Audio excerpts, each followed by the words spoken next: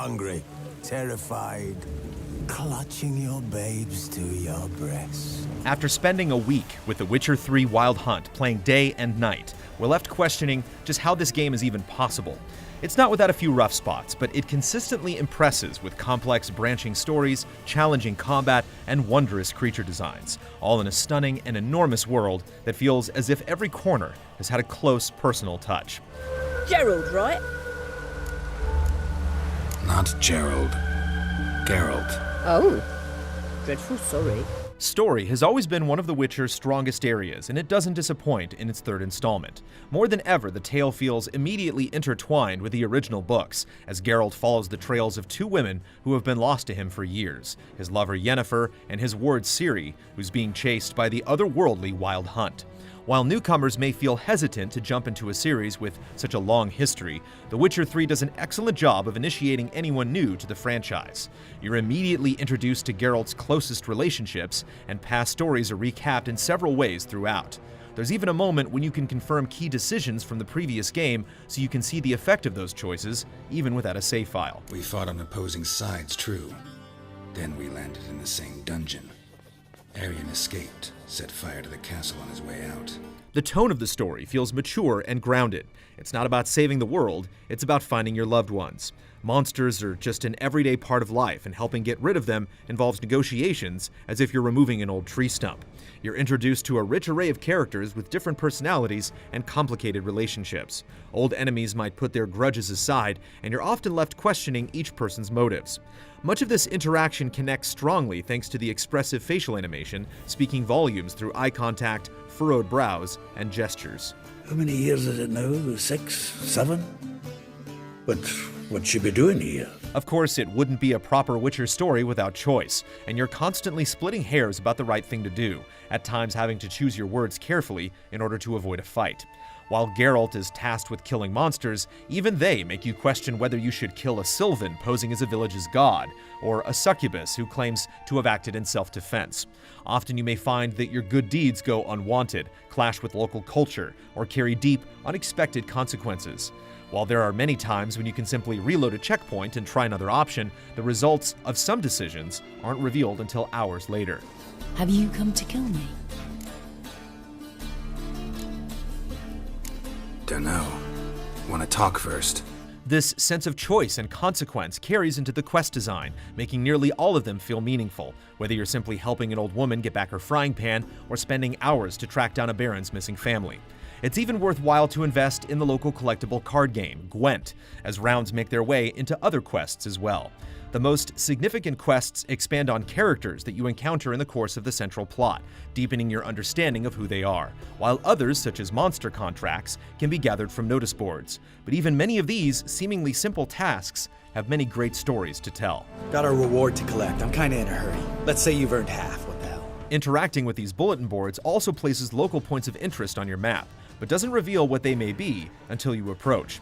So you have to be prepared for anything, as it could be a simple monster nest or bandit camp, or it could be a large, high-level beast guarding a hidden treasure.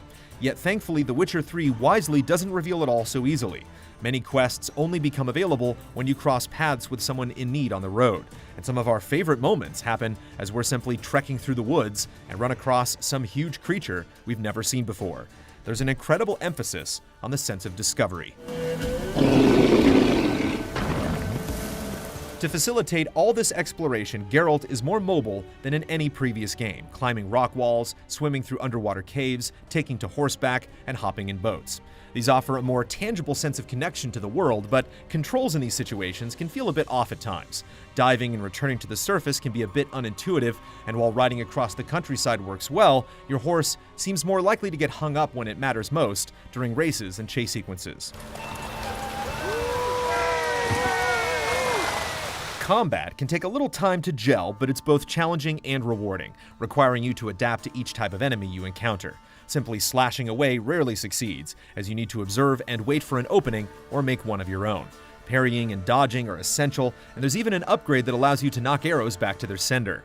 However, you have more than just swordplay at your disposal. 5 magical signs each have their uses, allowing you to blow back an enemy with a push from Ard, or make a Noonwraith vulnerable to attack by laying down a trap sign. New alternate forms expand these powers and change your tactics as well, letting you use your shield to regain health or blast out a continuous stream of fire.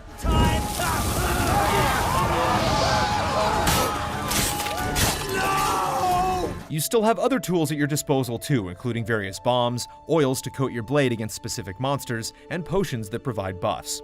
All of these speak to an element of preparation. By studying up on a monster's weaknesses in the bestiary, you can learn which tools will be most effective. A deep crafting and alchemy system allows you to find recipes for all sorts of items, as well as weapons and armor. You can even dismantle weapons you no longer need to regain materials. The one downside to this comes for anyone who tends to be obsessive about loot.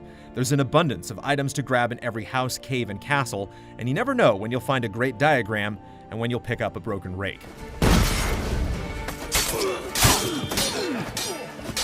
Another new element to Witcher 3 expands on actually hunting monsters through investigative sequences.